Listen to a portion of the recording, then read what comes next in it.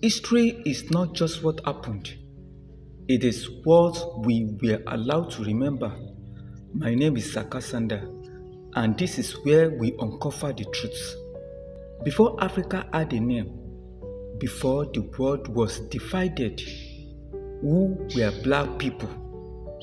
Many people believe black history begins with slavery, but that is not true.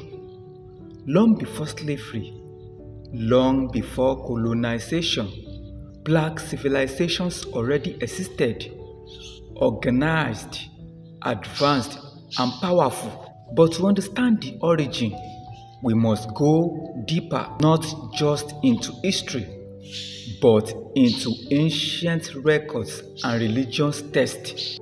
In the Bible, humanity is traced to Noah's sons, Shem, Ham, and Japheth. Some traditions link African peoples to the descendants of Ham, connected to regions like Egypt and Kush. But here is what many people don't know. These interpretations have been debated and in some cases even misused in history. In the Quran, humanity begins with one origin, Adam, and it makes something very clear. Human beings were created into nations and tribes, not to dominate each other, but to understand one another. Now look at history itself. Civilizations like ancient Egypt, the kingdom of Kush, and later the Mali Empire, these were not empty lands. They were centers of knowledge, trade, power.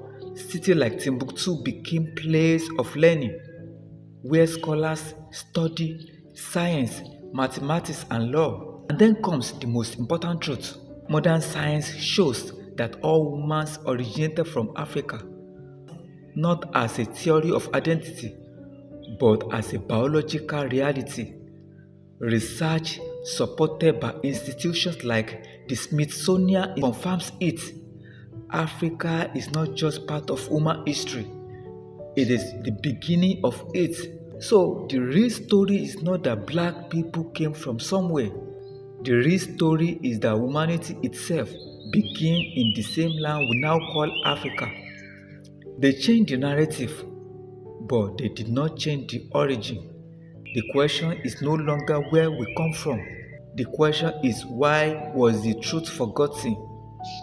This is just the beginning. Follow to uncover the rest of the story.